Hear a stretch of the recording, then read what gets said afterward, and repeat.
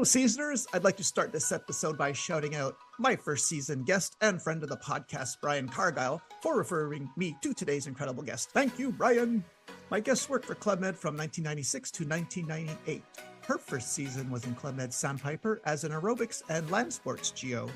She was born and raised in Texas, but is an Air Force brat and lived in England for 5 years. When she was younger, she was a competitive figure skater, gymnast, and springboard diver. She has a BA in kinesiology from the University of North Texas and is the owner and founder of Beach Life Fitness Boutique, Beach Mom Fitness, and also the co-owner of Pura Vita in California, the first 100% plant-based Italian restaurant and wine bar in the USA. Please help me welcome to the podcast and my first season family, Danielle Noblitt Spangler. Hey, Danielle, how are you? I'm great. Thank you so much for having me on your podcast. Well, thank you to Brian and thank you to you. I can't wait to get started because, just in your little intro, you've lived more in that short time than I have lived my whole life. So we got to get to it right away. So I guess let's start with being an Air Force brat. Now you were near the base of Lakenheath, correct? That's right. Yep. I lived in Lakenheath, England in the late 70s to early 80s and did my elementary school years there on the Air Force Base.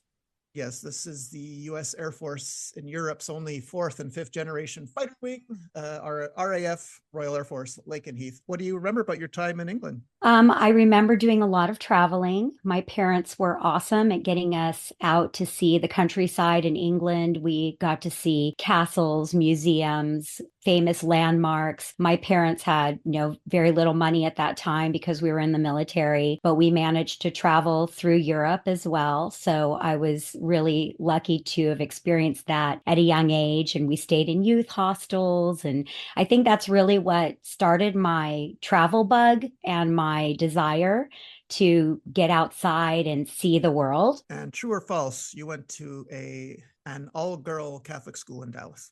That's true. Okay. All right.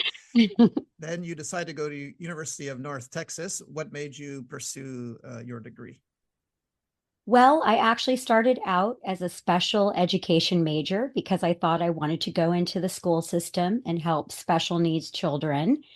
And then about my second year into university, my friend was working at a small gym in the little college town I lived in.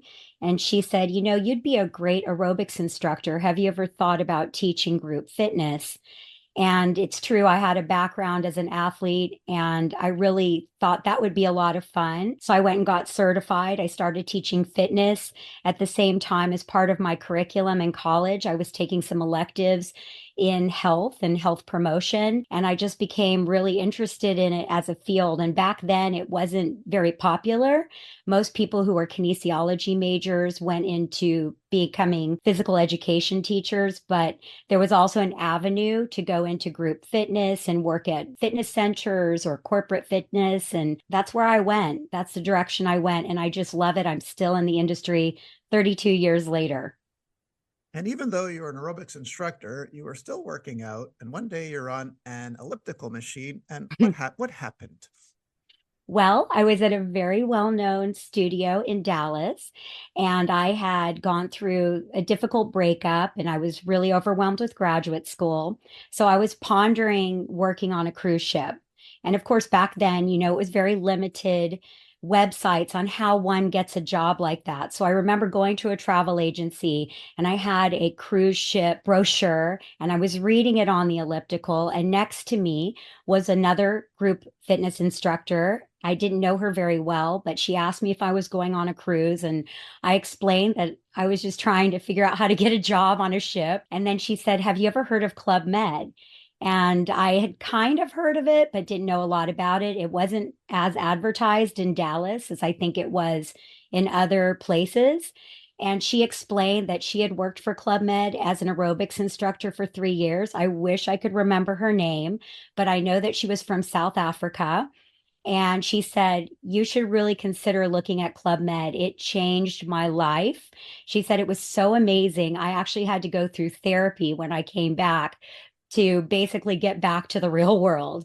And I was like, sign me up. All right, then what happens next? Because I know you had an in-person interview in Chicago, but how did you know like where to apply to? Did she help you with that? She didn't. I went and I called the 1-800 Club Med number and asked them how to apply. And they directed me to all the steps and explained that they were doing interviews. I think it was within a month or two of when I was inquiring in Chicago. And I had a good friend that lived there, and it's not a very long flight from Dallas. So it was a perfect opportunity for me to go and visit my friend. And I figured, why not? So I took a leap and did all my paperwork, got it offered in an interview spot, and went to Chicago that weekend to interview. And here's something no guest has ever said in almost 4 years of this podcast. Why don't you tell our listeners who from Montreal interviewed you? Red interviewed me, and he was so charming. And we had our one-on-one interview together. And I had a very long resume at that point of teaching fitness in Dallas. And I was actually the manager at a couple of the studios I worked for. And I wanted to, I was ready to demonstrate. And it just was a very friendly, fun conversation, maybe a little flirty. I don't know if I'm allowed to say that. What? Red? But No. he was very sweet. I was excited to get the opportunity. Okay. Now, how long after this interview do you wait by the phone for a call? Is it days, weeks, months? I feel like the call came pretty quickly. I'm not certain if it was weeks or maybe maximum a month. And I do remember that they offered me a spot in Eleuthera, and they said that I would probably be leaving no later than the end of October. I believe the interview was at the latter part of August. Okay. And like most first season GOs, do you have visions of the Caribbean and Mexico in your head, like wondering where else they might send you? And where did they send you? Yes, I was very excited to go to the Caribbean. I had been to the Caribbean a couple of times, and I knew a little bit about Eleuthera. I looked up Eleuthera, about the pink sand, and I was very excited. I did get a call. It feels like it came pretty quickly at the beginning of October, and it was an emergency. The aerobics instructor in Sandpiper had an injury and they needed to replace her. So I ended up, instead of going to Eleuthera, they sent me to Florida within 2 weeks of receiving that phone call. So it was pretty quick after they called me that they sent me to Sandpiper.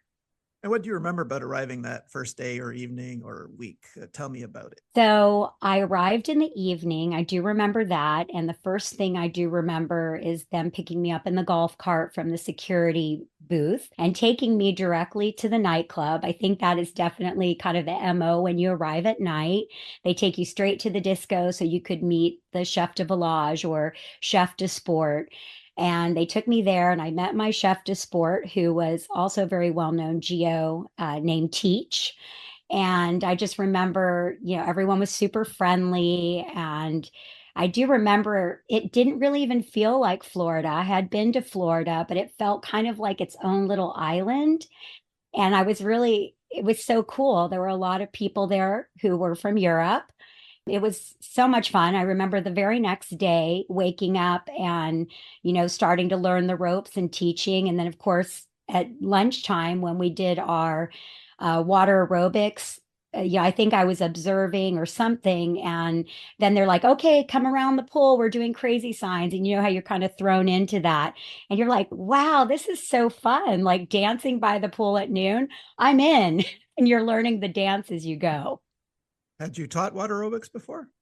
I did. That's how one of my first classes was teaching water Wow, aerobics. you're one of the rare people that actually knew I, how to do it before. I think you might be the only one because we were all thrown, like kicked into the deep end and said, here, do this. And yeah.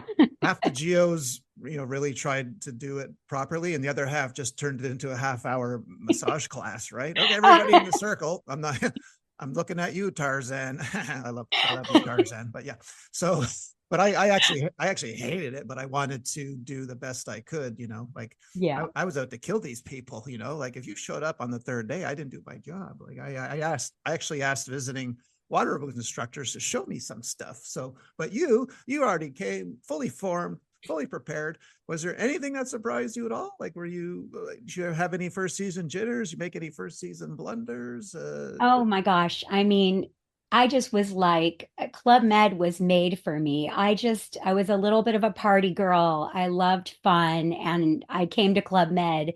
My eyes were just wide open and I took in every experience and I just couldn't have had the best time. I remember, you get recruited for a lot of things right off the bat. As soon as people start to see what your skills are, one thing that always stands out is, immediately, I don't know if you remember Jack. He was the yoga instructor at Yes, Sandpiper. I wanted to ask you about that because in one of the photos you sent me, there's this really old guy like doing the vertical splits. So is that Yep, him? Is that him? that's Jack. Okay. Yeah.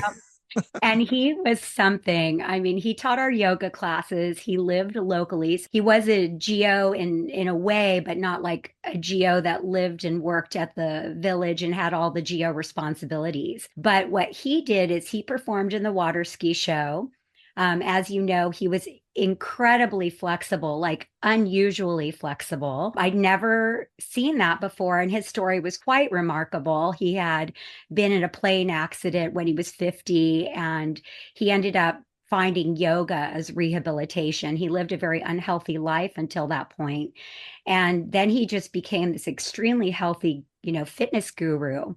And he would do like headstands at dinner on the table. I remember that really vividly, walking into dinner and seeing this guy upside down in the middle of a table doing a headstand. He was quite a character and he actually Yes. recruited me. Yeah. Sorry, He somebody meant. I'm sorry, Daniel. Somebody mentioned this. I still have a hard time picturing that. You're there. You are eating your dinner. You're eating the veal parmesan, and then this old guy comes and does a headstand on your table. This is what. uh-huh. Okay, sorry. I'm sorry. Go on. That's just That kind was of his party trick. okay. Okay, please continue. Sorry. No, it's great. And he was so lovely to me and he recruited me. Do you remember the skit Super GM? Yes. Where, yeah, it was like the Jaws attack in the swimming pool. Well, Jack had a cute little convertible Miata, and he would drive his car out to the pool for this particular bit. And he would have Marilyn Monroe sitting on the hood of his car. And then I would get off and I'd be introduced, and, I would go for my swim. And then, of course, the shark would come and try to attack me, and different characters were trying to come and save me. And ultimately it ended up being Super GM who saves me, or basically attacks me. It's hilarious. It actually was really hilarious, the French sense of humor. So I actually got to be Marilyn Monroe that whole season. So that was a lot of fun. And we did the skit, I think, at least once a week. It was really cute. Are you saying you could get a red Miata at the pool in Sandpiper? Yeah, yeah. He Okay. drove his car all the way out. I was literally laying on his hood.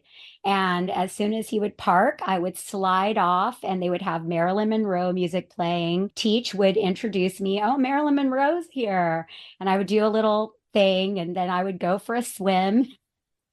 I actually like that skit. Like there are some things I liked in Clement. I actually never got tired of that. I love performing in it. So I've never heard of someone taking a car to the pool. So that's truly unique. It was very fun. I loved it. And how long were you at Sandpiper roughly? I was there for about 6 months. I was lucky. Another kind of cool thing that happened to me really quickly after I got there is, I wanted to experience the different sports. And, as a group fitness instructor and land sports GO, I didn't have a lot of time free during the day, but I took advantage when I could to try other things like circus and so on. So I actually grew up water skiing, being from Texas. And so I went water skiing on one of my breaks, and GO named James, who actually, I don't know if he was a GO or just kind of helped Club Med put together the water ski show. He was at the village helping put together the water ski show. He saw me water skiing and he approached me and said, How would you like to be in the water ski show? And I mean, I was a good water skier, but I never thought I was like water ski show material. And it was such an amazing experience. I was trained to do the pyramid. I got to do the opening number with the flags where five of us skied behind the boat. I also did the kneeboard number. And that was also one of my highlights at Sandpiper, being part of that. So really, really cool. And they also saw that, I could dance and I was a gymnast. So I obviously did pretty much every show. I got to do some circus shows as well, which was a blast. And one of the other funny things that I joke around with my husband, since he's a former GO as well, is our experience with the fire show. I don't know. I'm sure you're familiar with the fire show, but when I first arrived at Sandpiper, you kind of got thrown into different experiences. And one of them was the fire show that we did weekly. And I was like, wow, what is this? And they hand you a torch and you walk in a parade down the water line, and then the water skiers come in with fire. It was so dramatic. And I mean, I've never seen anything like that since. What an amazing place. Yeah, right. I mean, when you're a first season and you're taking all this in, you don't know what's going on, and sports demonstrations, and I guess you had to do your share of that too at the pool, right? Oh yeah, that was so fun. And seeing people water ski across the pool. I Yes. mean, that was amazing. And Yeah. I would have I to follow that. I arrived at my first two steps in Club Med. Someone said, change into all white, come to the pool. I get to the pool. Someone hands me a cord. Now run that way. And I just didn't, I just stepped into the village and I didn't know what I was doing. And I'm pulling someone across the pool on water skis. So yeah, it's first season. I So, felt, don't you feel like you're trying to keep your head above the water? And, and yep. do any other stories or anecdotes come out of this season, Danielle? Well, I mean, I just made so many great friendships. My roommate there, I'm still very close with, Stacy. She was baby club. She was the best roommate. We are still super, super tight. I made so many great friendships, and that's the whole thing about Club Med, right? You meet people from all over the world that you would never have otherwise met. And they're just such special humans. We're all very aligned in the way I think that we look at life. Just an amazing time. I do remember I also took a crash course in French because they're like, hey, you work for a French company, and another really sweet French GO offered to give French lessons to some of the Americans because we had our share of French visitors, French GMs. So I do remember taking some French lessons, and I really brutalized the language. So I really apologize because my next season, as we will get to, was a French island.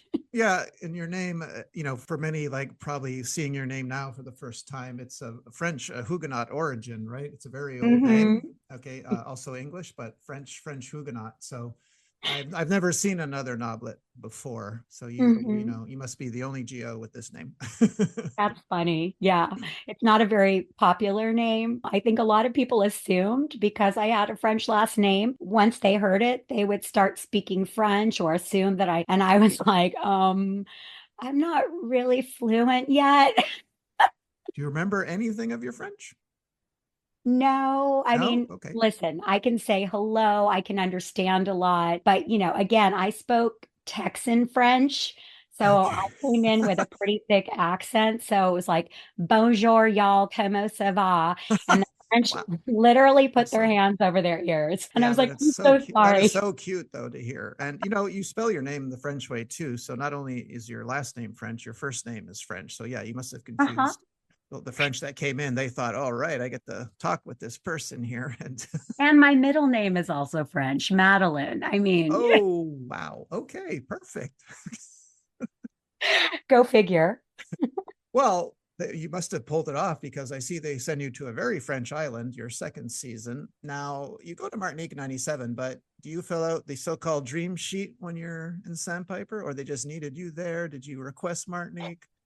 I don't believe I requested Martinique, but what I was promised was they were hoping to send me to Tahiti, but the visa did not go through. And at the end of Sandpiper, I had a little accident water skiing. I broke my foot, so I ended up coming home and having to have surgery and rehabilitating. There, I was already leaving, and it happened like a couple of weeks before my departure. So unfortunately, Tahiti went away because they needed me there sooner, and there was also an issue with the visa. But great news, they called me and said, "Hey, how would you like to go to Martinique?" So 6 weeks from my accident, I actually healed pretty quickly, and they were able to get me off to Martinique. But I do remember speaking to whoever it was at corporate headquarters and Club Med, and I said, "I know Tahiti is French, but Martinique is also a French island, and I don't really speak very much French." And they said, "Not to worry. Everyone there speaks English. You're going to be fine." And I was like, "Okay, great. I'm in." And what did you think when you arrived? Oh my gosh, Martinique was definitely out of this world. There were so many things about it. It was definitely my magical season. First off, there was only a handful of American GOs. Everybody else was from Europe.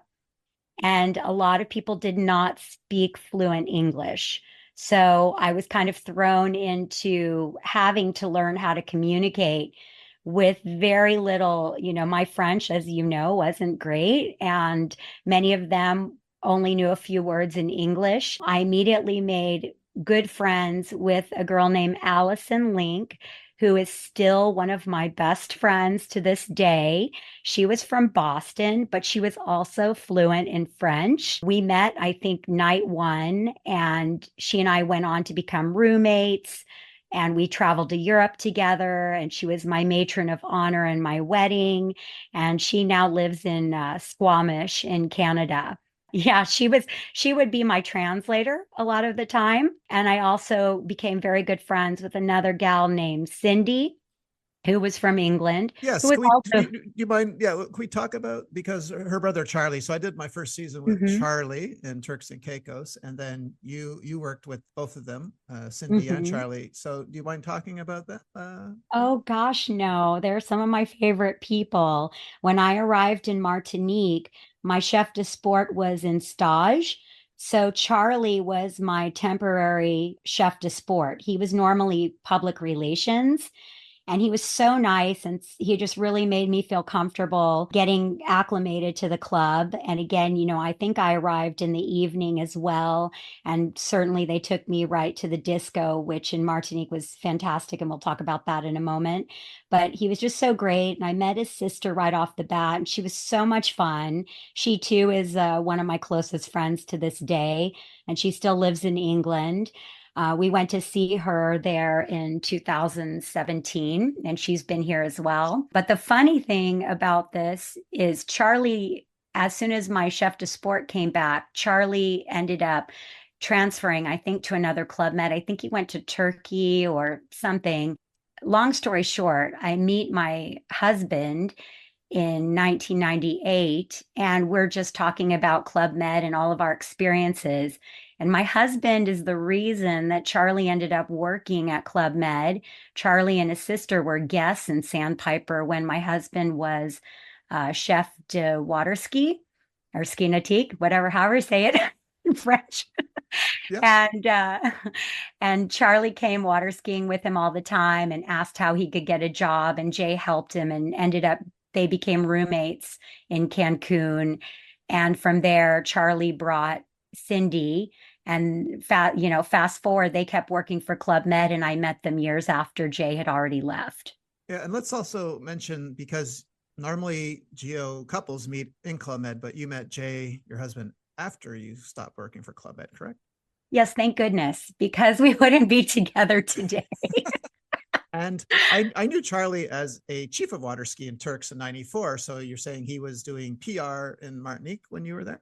Yes, he Okay. was. Yeah. Also, let's mention, like, he probably won't mind me saying this. What a devastatingly handsome guy. This guy is blonde, long blonde hair, blue eyes, English accent. Women are just He, he fainting left and right all around him my first season anyway, when I was there. So He charming. definitely, he was Yeah. very, very cute. Yeah, sister, same thing, right? It's just the, Mhm. the female version of Charlie, equally as devastatingly beautiful. And yeah, okay, that's great that you ran into them.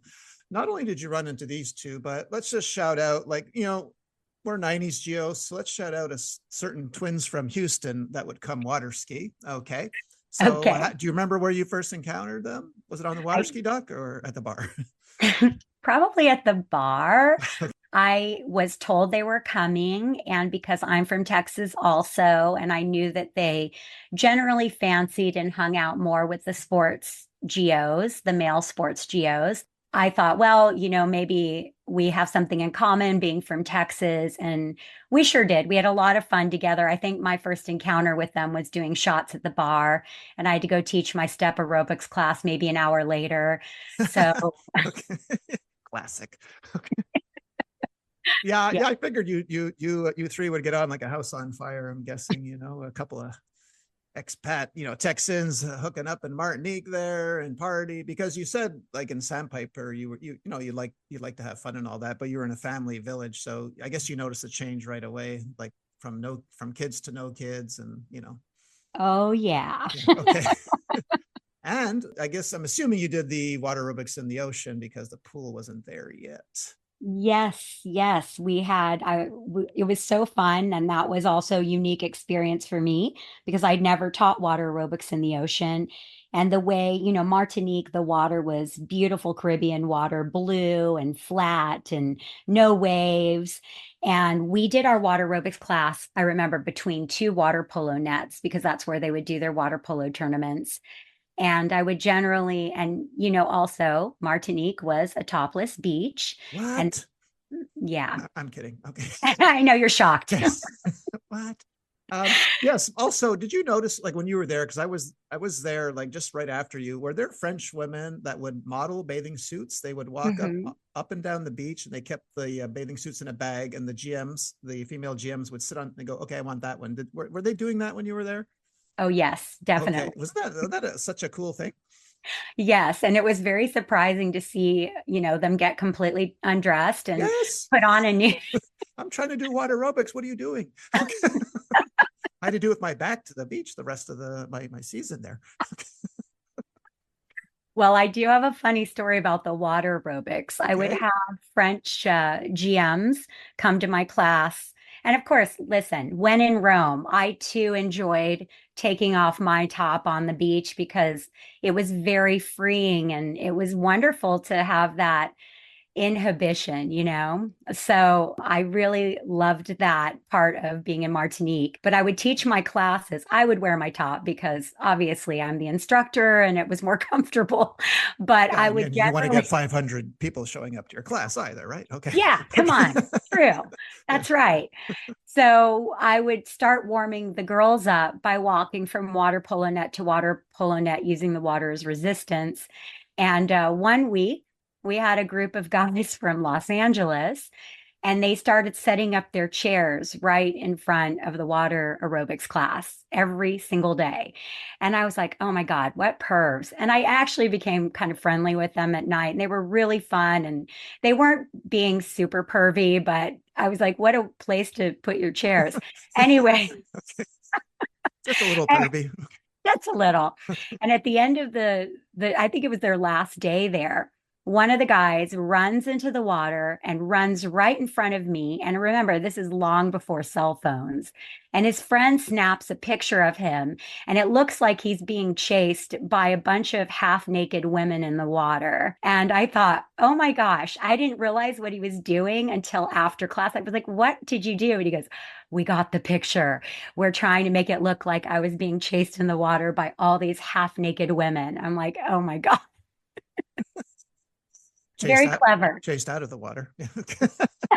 Be gone, pervert. Be gone. Wow. That's yeah, Martinique was a special village, huh? And you have the tour de Paul, and they would have like sunset cocktails there and everything. It was a beautiful, beautiful resort, right? That was my favorite. Every day after I taught my last class, I would run over to Tour de Port and we would have happy hour. Oh my gosh, it was the best. I actually tried to live in Tour de Port because it was all taken by male geos that were in sports, mostly like water ski, scuba, sailing, and there was a room available. And I was really tight with all the guys, but the chief wouldn't let me move in there because, probably for my, safety and whatnot. It was kind of a bummer, but man, I loved that place so much. I have so many pictures of happy hour. It was just gorgeous. Do you recall who your chief of sport was that went on stage? It's okay if you don't. I was just Oh, curious. I do. I do. And I actually went with him to Playa Blanca after this. His name was Biben. That's his nickname. His real name is Vincent. When we started off on kind of a rough start because the language barrier and expectations, I kind of came in with an English speaking chef de sport, but we actually got along amazing after we got to know one another. I really care about him, and I'm still friendly with him on Facebook. And I ended up following him. He asked me to go to Playa after the season. So we had a great time together. He's from France? He is. Okay. All right. Yeah. So Playa. Now, do you request Playa Blanca or they needed you there again? I believe I did request Playa, but I think it was more that my chef de sport, the Ben had asked me to go as well. And we did go to Playa. He brought part of the team from Martinique. Wow, Playa, what a crazy, beautiful village as well. Very different from Martinique. You've been to Playa before? Yes, yes. Yeah, that's Yeah, right. you went from like one beautiful resort to another. Yeah. So Playa Yes. is special for almost every XGO that comes on this program, right? It's a very small village, centralized, so it just increases the familiarity with everyone, right? Yes. Oh my gosh. And it's kind of built vertically from what I remember. It was so beautiful. The dramatic cliffs coming out of the water, and there was villas, and Allison and I roomed together that season, and we would take kayaks around the bend. To the other hotel. There was one other hotel there that was just gorgeous. I just loved working there too. It was such a cool village. And because it was a winter village, we arrived after she and I had been to Europe for a couple of months, visiting and staying with all the friends we had made in Martinique. We helped open up the village there, or actually, she came a little bit later, but I came and helped open up the village. So that was my first experience with being there for a couple of weeks before any guests arrived. And that was really cool. So it was like fun summer camp, cleaning up, getting things ready for the guests, and learning the dances for the shows. And it was just a great time. So we all started fresh together. And here you have somewhat of a Jack, but you have a very unflexible guy. So the opposite of Jack, you have an unflexible guy named Uncle Larry, who was a GM that lived in the resort. So he would do 6 months at Martinique, 6 months at Playa. I'm sure you recall Uncle Larry, right? Oh, definitely, definitely. And I remember him being really fun and just buying drinks for the geos. And, he was always around. I remember him so much, but I always remember him in groups. So I don't have any really great stories that I can recall, but he seemed like a great guy. Yeah, and your chef de village is Uria Osmani this season, Yeah. correct? Yes. Yeah. Yes. Okay. What do you remember about her? I really liked her. She actually was talking to me about pursuing more of a leadership role in corporate Club Med. And, she really was trying to empower other women there, which I thought was really neat. She was my only female chef de village. And at that point, when I got to Playa Blanca, I was a bit tired. I'd worked straight through and then gone to Europe. And, as a group fitness instructor, we worked like every other geo. We worked a lot. We worked 7 days a week for 6 months. My body was definitely feeling it, and being in the shows every night, living off not very much sleep.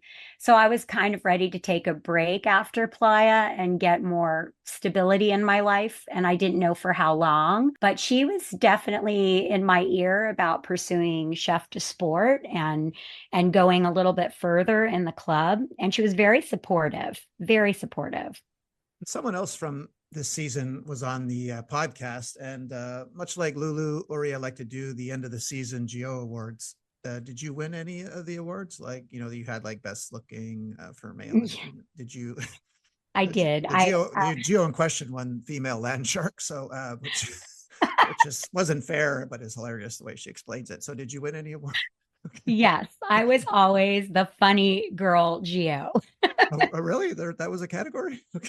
There was a category. Yep. Okay. My best friend Allison was sexiest Geo, and we always joke about that because I'm like, oh, I was the funny girl, and you were the sexy. Yeah, that tracks, right? Yeah. Okay. I'm the aerobics geo.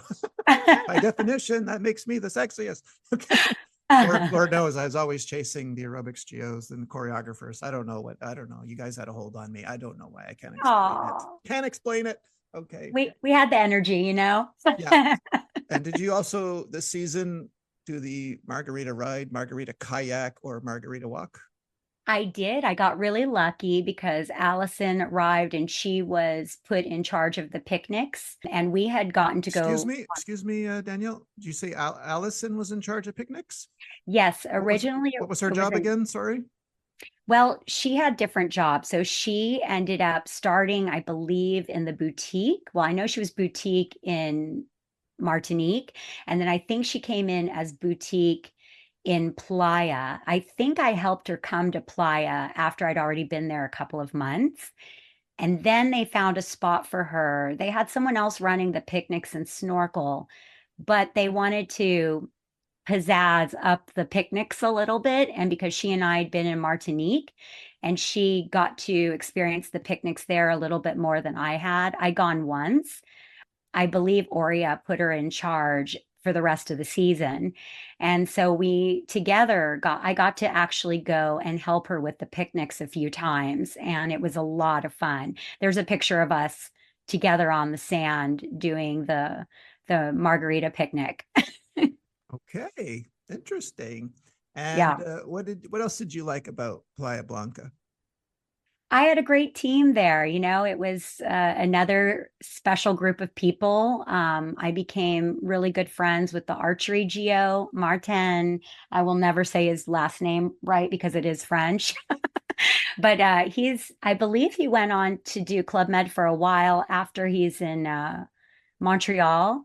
So he actually spoke almost like American English, but he was fluent in French. He and I got along really well. I would say he was probably one of my closest friends that season. We ended up doing during lip sync night the Barbie girl show together or number together. So he was my Ken doll to my Barbie.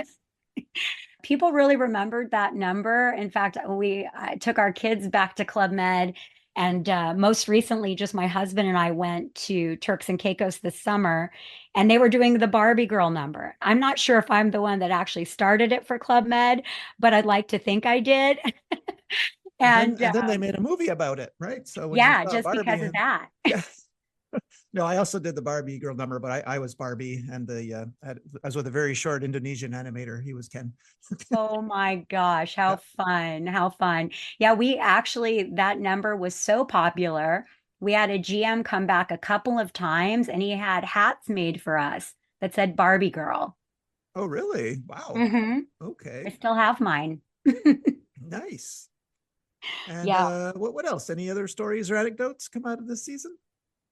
From Playa, I just really, I think mostly it was just, oh, I know. We had different theme nights. As you know, Club Med loves a theme, and I love a theme. And we did a lot of those in Martinique as well. But Playa, we would, as different categories of GOs, like the sports team, the boutique team, etc., we started taking on different weeks of decorating the disco and coming up with a theme.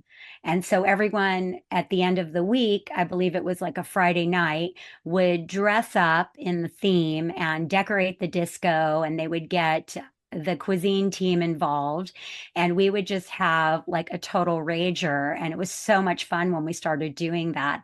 And I don't remember who came up with that idea, if it was the animator, but it was super successful. I remember one week we had a group of guys come from Montreal, and they were total partiers. And we ended up saying, okay, we're going to do the theme this week. It's going to be a rave in the nightclub. And so the whole sports team like blacked out the nightclub. It almost looked like I don't know, like a teepee, something you would see at Coachella. We like covered everything. And then we brought ice cream in. I don't know why ice cream, but everybody ended up having an ice cream fight at the end of the night in the disco. Everyone had like paint on their face and just like total rave. I mean, this is in the 90s, right? So it was glow in the dark sticks. It was like so much fun. And I totally remember that night. But there were weeks like that that stood out. And I also, as you know, I was super hyper focused on what I was doing next after that season. And when I was in Europe, 6 months, the few months before I started Playa, I had decided I wanted to move to Los Angeles sort of on a whim. I didn't know very many people there. In fact, I only started meeting people mostly in Playa Blanca. So I kind of made it my mission to meet and chat with anyone from the LA area and find out where to live, where to work, etc. So I met a lot of amazing people from the LA area, and then I moved to LA right after Club Med. Yeah, let's segue a little bit. So we'll just leave Club Med just for a little bit and then go back to Club Med, okay? Briefly, just explain to me, yeah, owner and founder of Beach Life Fitness Boutique, Beach Mom Fitness, and Pura Vita. So we'll go in that order. So just tell me a bit about that, please. Do you want me to start with my arrival in LA just briefly? Sure. So as you remember, we didn't again have cell phones accessible at Club Med. So when I decided I was going to move to Los Angeles and I'd spoken with some GMs about where to work, they recommended a place called the Sports Club LA, which was really a high-end kind of posh fitness center in Los Angeles. So I faxed my resume from Playa Blanca, probably about a month or so before I left, and I arranged to have an interview Memorial weekend of 1998. So I left Club Med about mid-May. So I had my interview set up. I faxed those famous twins from Texas and I said, "Hey girls, I decided to move to LA and I'm going there for an interview Memorial weekend." And they said, "No way, we're going to be there staying with our best friend Jay." I had heard about Jay from them and from other people. He was a great water skier and he had a lot of influence on the water ski show that I was in a couple of years later in Sandpiper. And so I went to LA 2 weeks after I left Club Med. He had the twins were staying at his house and he had a party and a lot of XGOs attended that party. He also had a roommate that he had worked with in Club Med, Shannon Lords, and another one named Gene Smith. Spanky is his nickname. I went to the party. I met up with the twins and I met my future husband that night when I was super adamant about not marrying or even dating a geo, especially not an American one. Wow. And and there you have it. I guess that. And there you have it. And you said he was from Texas, right? Or was he He's from from? Indiana. Oh, Indiana. Indiana. Okay, Indiana hmm charm. All hmm right, nice. Yeah, so I settled into LA. I got the job at the Sports Club LA just a few weeks after my interview.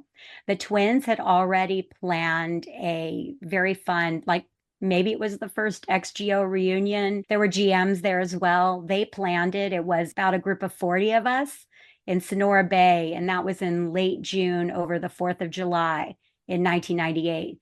So just about a month after I had met Jay, we all were planning to go on this trip together. So we had this like crazy fun week.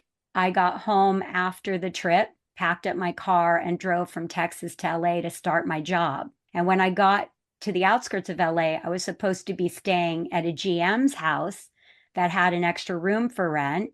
And I called from a payphone about an hour outside of LA just to let him know I was making faster time than anticipated. And I got his voice machine and I left him a message. And then the second call I made was to my husband, Jay Spangler, and just to say, "Hey, I'm getting close to LA." And he goes, "Hey, if you want, I left you a key in my mailbox. You're welcome to go over to the house and make yourself comfortable. And I'll get back from work later this evening." He was working as a production assistant. And so I thought, wow, that's so nice. And so like I don't know. I don't really want a boyfriend. but I did end up going over to his house, and when he came home from work that night, he said, "Listen, stay here as long as you need. I know you're moving to a new place and you've got to get your bearings." And well, long story short, I never left. So you never left and are still together after 26 years, correct, Danielle? That is right. Okay, awesome. Congratulations on that. Thank you. Saturday's our 23rd wedding anniversary. Oh, nice. This is amazing. See, I love stories like this. GOs that meet and are still together. Makes me smile, believe me. You can take me through like the three businesses you owned, and how it came about. That would be great. I'm sure listeners would love to hear it. Thank you. Well, it's actually a great story. I'll just give you the cliff notes, but Jay did meet a GM in 1992 in Turks and Caicos. Her name was Tara. She was an Italian New Yorker. Long story short, they lost contact, as we all did back then before Facebook and cell phones, and reconnected when he was producing a job in New York City one summer. And we had heard from another GO that she was running a famous restaurant, a vegan restaurant in New York City. So he surprised her. They reconnected. And she was actually going to be moving to LA because she wanted to work for a famous actor and a chain here. So, long story short, she came here, became part of our family. And from there, Pura Vita was created. So she and Jay got together and worked on a concept of opening up a restaurant together in 2017. We never thought we would ever be in the restaurant industry, but it's kind of come full circle being in the service industry from Club Med. So we opened up our first Pura Vita in September of 2018 in West Hollywood. We opened a secondary restaurant next door to it called Pura Vita Pizzeria in 2020. And we also opened up in 2021 a Pura Vita down here where we live in Redondo Beach. And Excuse me, Danielle. Sorry, can I ask you a question? So, Pura Vita, did you know at the time that when you opened it, it was the first like 100% plant-based Italian restaurant, one wine bar? Was this a goal? Did you know that you were yes, creating we that? did.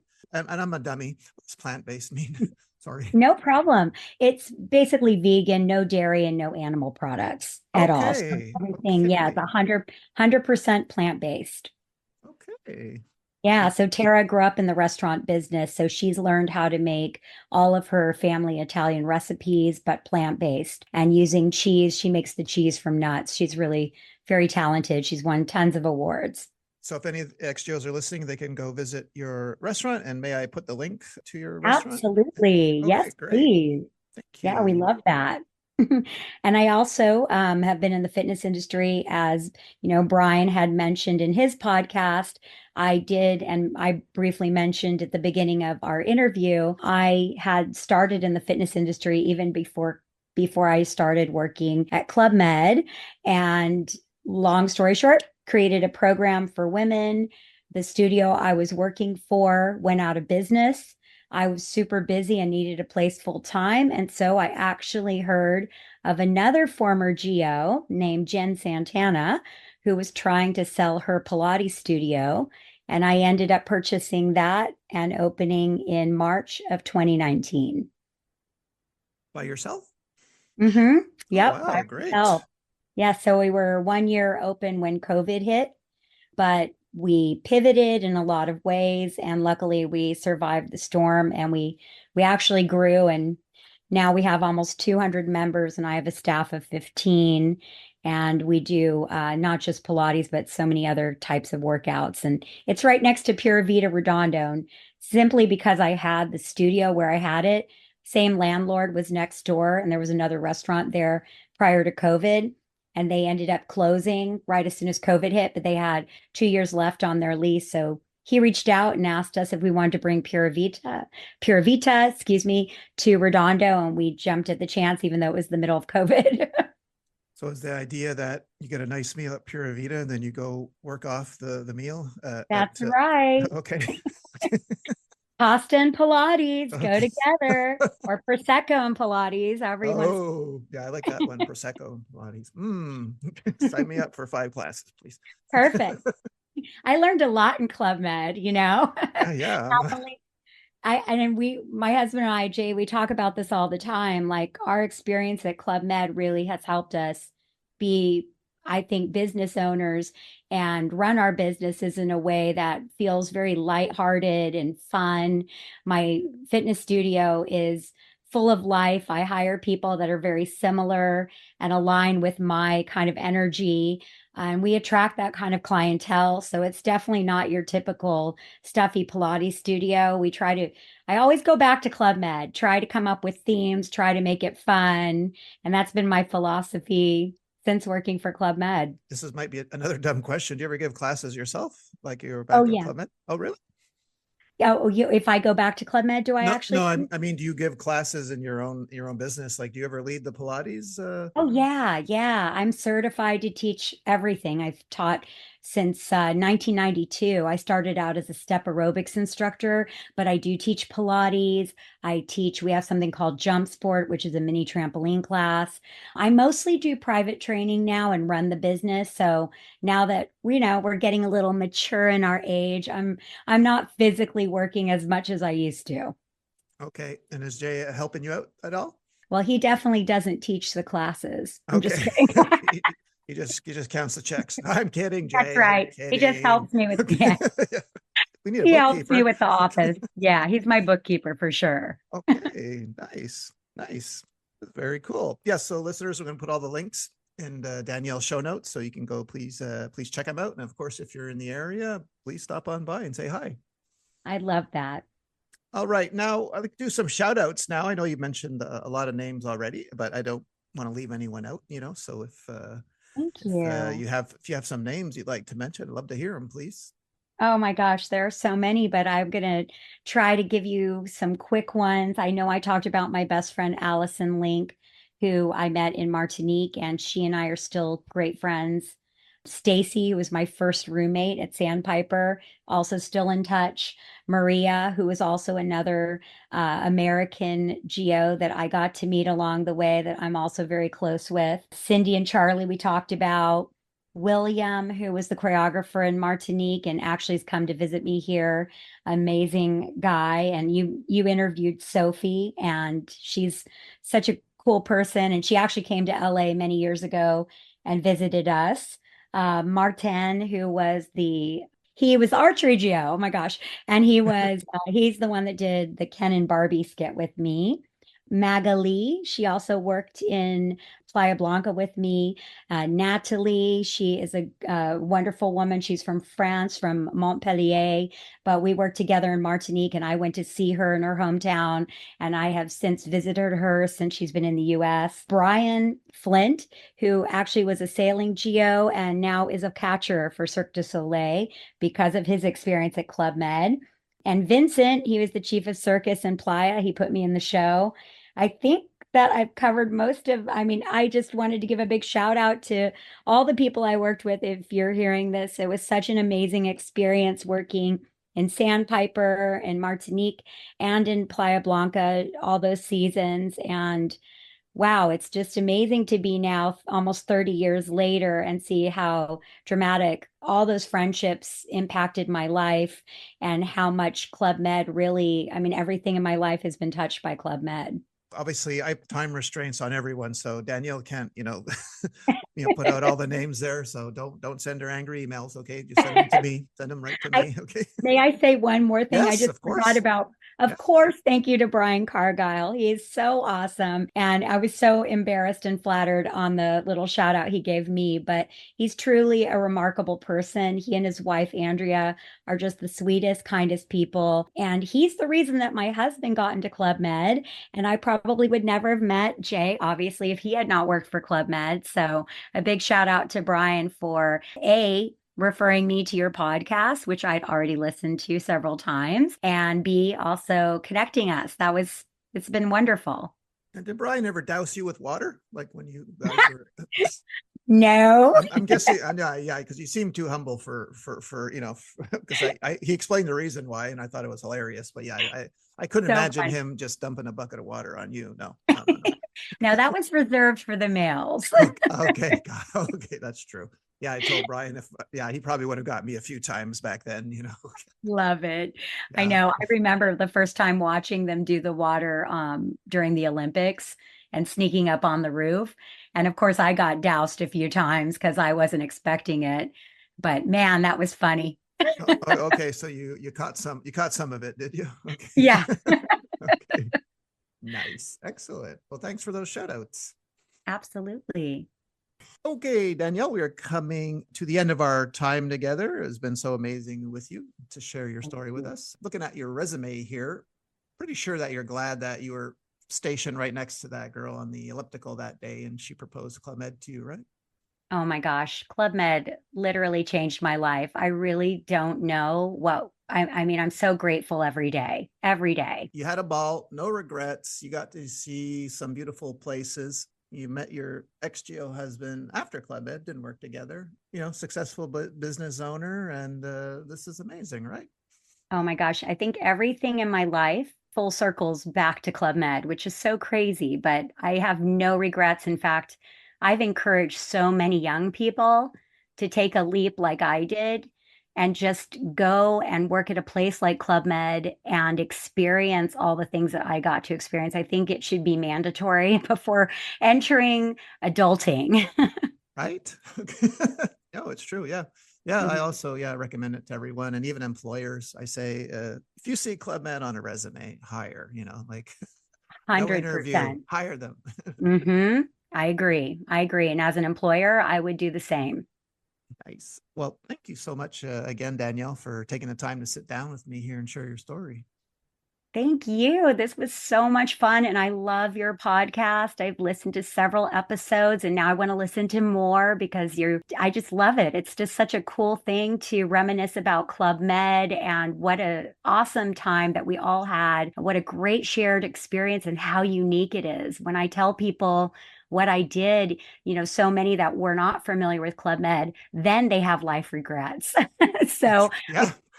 I feel very privileged to be part of this community and the Club Med family. And I'm just very grateful to you for allowing us to share our experience. Well, thank you for those kind words, Danielle. Merci beaucoup. Merci beaucoup. Oh, I could listen to your twang all day long. You know that, right? Something about it. It's so beautiful. Thank you. Well, everyone, that was the one and only Danielle Noblitt Spangler, and we'll see you all next week with another new episode. Say bye, Danielle. Bye, everyone. Thank you for listening. Bye.